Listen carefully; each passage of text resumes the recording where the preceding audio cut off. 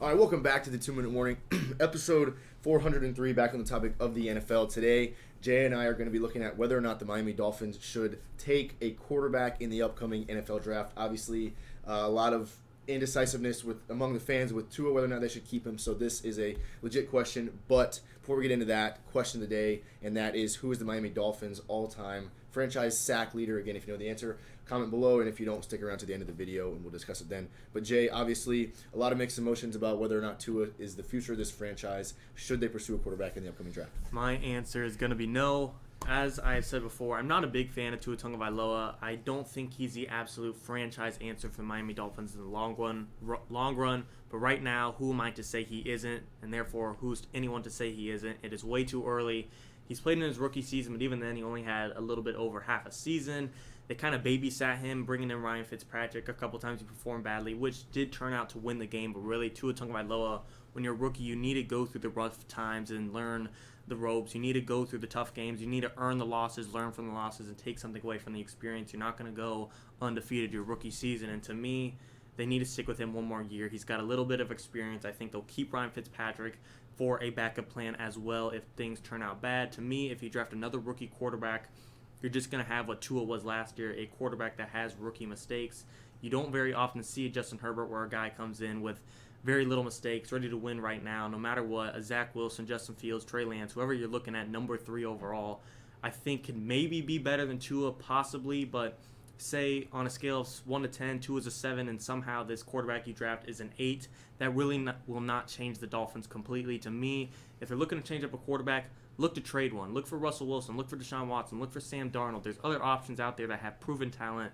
And number 3 overall, you need to either invest in Tua, in my opinion, or trade it away to completely revamp the team. A rookie quarterback will not take this team to the playoffs in their first year, in my opinion.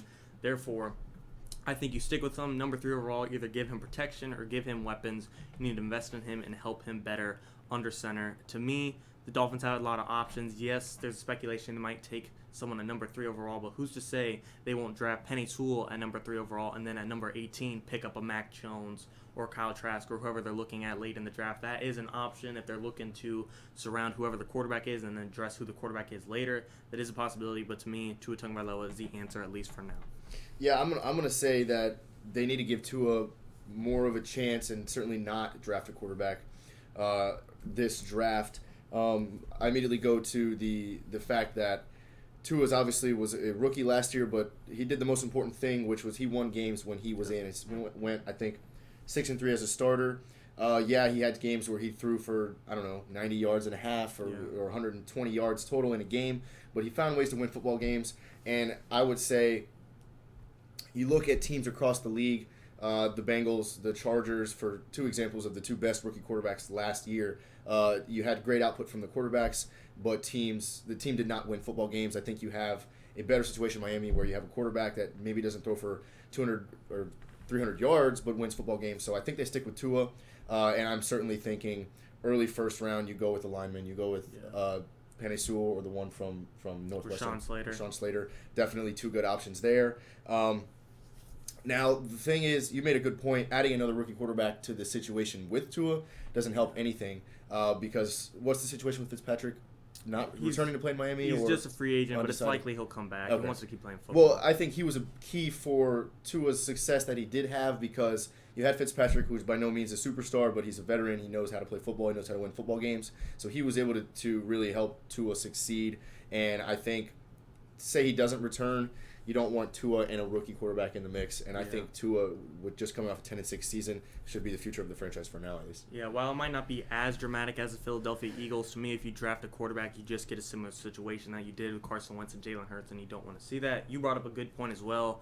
Tua might not have the talent, but he wins football games, and to me, that reminds me of Jimmy Garoppolo. He gets a lot of knock. He's banged up a lot, and we saw he couldn't go toe-to-toe with Patrick Mahomes when it came down to the biggest game of the season. But when he's healthy, he wins games. He wins football games for his team, and really, when it comes down to it, I guess that's pretty much all that matters in the long run. while Tua might have some issues, if he wins football games, that's really all you need to worry about at the end of the day. To me, there's just not enough film, not enough time, and not enough experience to make a final decision right now. He'll be in a complete new spot this year, and if you keep Ryan Fitzpatrick, worst comes to worst, Tua Tagovailoa turns out to be a bust, and you start Ryan Fitzpatrick the rest of the season and have a good enough defense where I think even Fitzpatrick could take this team to a 10-6 record. While that didn't get them in the playoffs this year, I don't see a team going 10-6 2 years in a row and still missing out. Yeah, on I'm the playoffs. thinking this year you got Tennessee, who might be deteriorating. Yeah.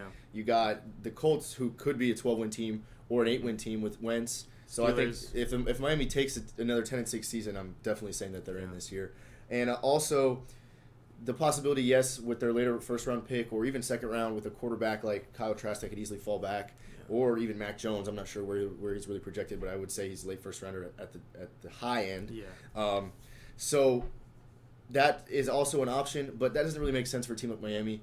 You take Tampa Bay, for example, would make sense to take a guy like Trask, stay behind Brady for a year. Yeah. But I just don't see Miami taking a quarterback just because I don't see where it's really going to benefit them over a guy like Slater or Sewell or even Devontae Smith.